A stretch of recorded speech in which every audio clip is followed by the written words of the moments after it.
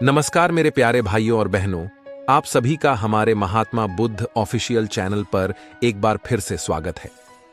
दोस्तों, क्या आप अपने मन को शांत कैसे करें, यह जानना चाहते हैं? या आप अपने मन को शांत करने के लिए कारगर उपाय ढूंढ रहे हैं? तो आप बिल्कुल सही जगह पर आए हुए हैं। दोस्तों, सबसे पहले मैं आपको यह विश्वास दिलाना चाहता हूं कि इस वीडियो के अंत तक आपके चेहरे पर एक मुस्कुराहट होगी, क्योंकि इस वीडियो को अंत तक ध्यान से देखने के बाद आप कुछ ऐसा जान लेंगे जो इस जीवन के रूपांतरण के लिए काफी है। तो चलिए वीडियो की शुरुआत करते हैं। दोस्तों, एक बार एक लड़का एक महात्मा के पास आता है और उनसे कहता है कि महात्मा जी, मेरे जीवन में बहुत अशांति है और कृपा कर मेरा मार्गदर्शन करें, जिससे कि मैं इस अशांति से छुटकारा पा सकूं। वे महात्मा उस लड़के से पूछते हैं कि तुम्हारे जीवन में अशांति क्यों है? फिर वह लड़का उत्तर देता है, अत्यधिक विचारों के कारण मेरे भीतर बहुत सारे विचार चलते रहते हैं, जिसके कारण मेरा मन अशांत रहता है। फिर वे महात्मा जी मुस्कुराते हैं और उस लड़के से कहते हैं कि ऊपर उस आकाश में देखो, क्या तुम्हें सूर्य दिख रहा है? वह लड़का ऊपर आकाश में देखता है और कहता है कि जी गुरुदेव, दिख रहा है। फिर वे महात्मा जी उस लड़के से पूछते हैं कि अगर तुम लगातार धूप में खड़े रहो तो क्या होगा?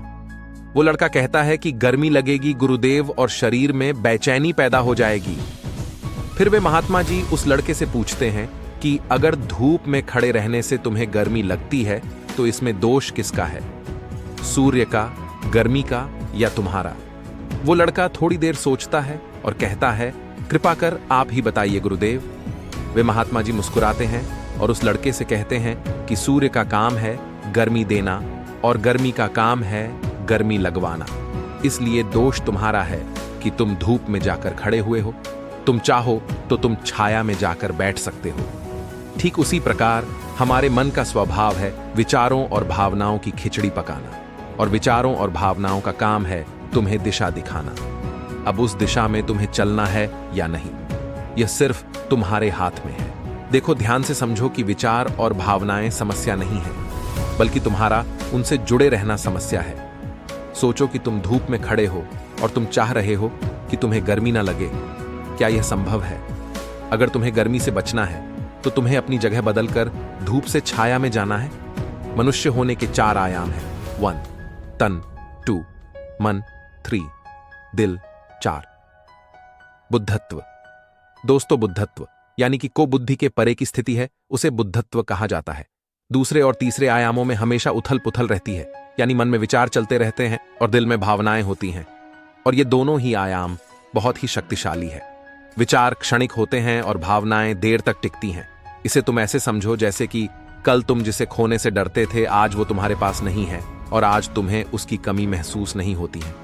कुछ समय तक हुई थी, लेकिन अब नहीं हो रही है, क्योंकि भावनाओं को अलग होने में थोड़ा समय लगता है। विचार तुरंत बदल जाते हैं, जैसे अभी तुम कुछ और सोच रहे थे और थोड़ी देर बाद कुछ और सोचने लग जाओगे। इन भावनाओं के कारण ही तुम्हें किसी से प्रेम हो जाता है और फिर वही प्रेम नफरत में बदल जाता है, मित्र ही शत्रु बन जाता है। उसके बाद वह लड़का उस महात्मा जी से कहता है कि फिर उपाय क्या है, क्या आपने कभी सोचा है? फिर वे महात्मा जी उस लड़के से कहते हैं कि उपाय यह है तन के आयाम पर काम करना, और यह सबसे आसान तरीका है। शरीर के स्तर पर हमारी कर्मेंद्रियां हैं और ज्ञानेंद्रियां हैं। हमारी कर्मेंद्रियां कर्म से जुड़ी हुई है और हमारी ज्ञानेंद्रियां ध्यान से जुड़ी हुई हैं। इनके प्रति हम अपनी संवेदनशीलता को बढ़ा सकते हैं, और इसका मतलब यह है कि हम जो भी कार्य करें उसे आनंद के साथ कर सकते हैं। जैसे अगर आप पानी पी रहे हो तो पूरी तरह से पानी ही पियो, यानी पानी पीने में अपना 100% दो। ऐसा करने से क्या होगा गुरुदेव? ऐसा करने से तुम मन और दिल के आयाम से हटकर शरीर के आयाम पर आ जाओगे, और यह बिल्कुल ऐसा है जैसे कि तुम धूप से हटकर छांव में आ गए। मन और हृदय के आयाम पर अपना काम चल रहा है, लेकिन तुम्हारी जागरूकता तन पर आ गई है। जैसे कि सुबह उठो तो सूरज की किरणों को महसूस करो और हवा को महसूस करो। आंखें बंद करके पक्षियों की आवाजें सुनो। हैरानी की बात यह है कि वह सुर कभी भी बंद नहीं होता है और वह हमेशा बजता ही रहता है। फिर वह लड़का पूछता है कि तो फिर उस सुर को मैं अभी और इसी वक्त क्यों नहीं सुन सकता हूं? वे महात्मा कहते हैं कि बाहर के शोर के कारण तुम उसे नहीं सुन पा रहे हो। अगर तुम अपने भीतर के सुर को अभी सुनना चाहते हो तो तुम्हें अपने दोनों हाथों से अपने कानों को बंद कर दो और सुनो। तुम देखोगे कि यह सुर बिना किसी यंत्र के बज रहा है, और जब तुम इसे सुनोगे तो तुम अपने हृदय और मन से दर हो जाओगे और तुम्हारा चित्त शांत होने लगेगा। एक बात हमेशा याद रखना कि मन सबसे ज्यादा सक्रिय तभी होता है जब इसे तुम्हारे द्वारा ऊर्जा मिलती है। अगर तुम अपनी ऊर्जा को, अपने तन को और अपने भीतर के सुर को सुनने पर लगाओगे तो तुम्हारा मन कैसे सक्रिय होगा।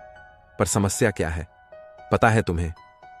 हम अपने विचारों से और अपनी भावनाओं से लड़ते रहते हैं और इसी में ही अपनी ऊर्जा को खत्म कर देते हैं।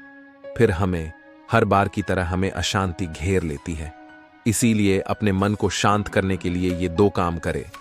पहला, अपने मन के आयाम से हटकर तन के आयाम पर आ जाए, और दूसरा उपाय है अपने भीतर के सुर को सुने। दोस्तों, वह लड़का तो उन महात्मा की बातों को समझ जाता है, लेकिन क्या आप समझ पाए? यह हमें नीचे कमेंट बॉक्स में कमेंट करके जरूर बताएं। दोस्तों, आज की यह कहानी आपको कैसी लगी और इस कहानी से आपको और क्या-क्या सीखने को मिला, यह भी हमें कमेंट करके जरूर बताएं।